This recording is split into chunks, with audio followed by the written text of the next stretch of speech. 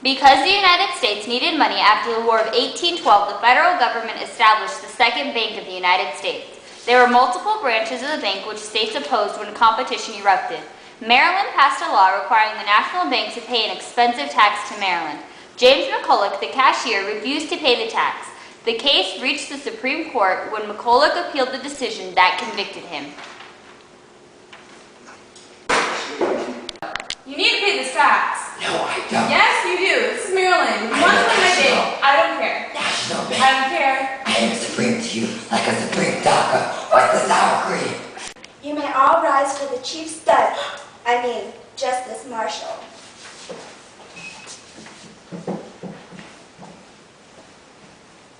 You may all be seated. This is the case of McCulloch versus Maryland.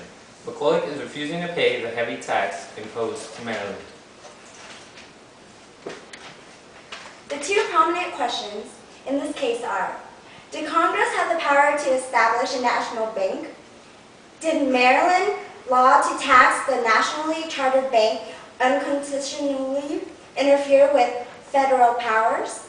McCulloch, please state your case. Well, the federal power doesn't have the power to charter banks because it's part of the implied powers in the Constitution. Have you read the Constitution? Because I don't think you have. Also, it's part of the necessary and proper clause. In that, it says that I have the power to conduct financial affairs, and as a national bank, I'm part of Congress. Also, if your dumb state wanted to tax my bank, then you would ruin my career. In favor of McCulloch. Necessary and proper clause, Article 1, Section 8. Congress has the power to stretch the meaning of making laws that are proper. Supremacy Clause, Article 6. In favor of McCulloch. Necessary and proper clause, Article 1, Section 8. Congress has the power to stretch the meaning of making laws that are proper. Supremacy Clause, Article 6, Clause 2. Federal law takes priority over state laws. To establish a bank is not in the Constitution. It's not even an implied power. The power to establish banks belongs to us, the states. States are sovereign, so don't even think about it. In favor of Maryland. 10th Amendment. Powers not delegated by the Constitution are reserved to the states.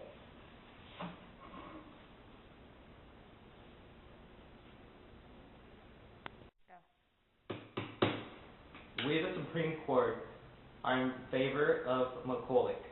The federal government imposes powers known as implied powers that allow it to make laws necessary and proper, such as establishing banks. On the other hand, Maryland does not, because they do not have the ability to tax a federal establishment. Taxing the bank would destroy the bank and challenge the federal government's constitutional supremacy. Court adjourned. What do you know about the Supreme Court case McCulloch versus Maryland? Well, y'all, I heard that my great-great-granddaddy McCulloch wasn't allowed to farm on good soil in Maryland, so I think that the state is not a pretty sweet town.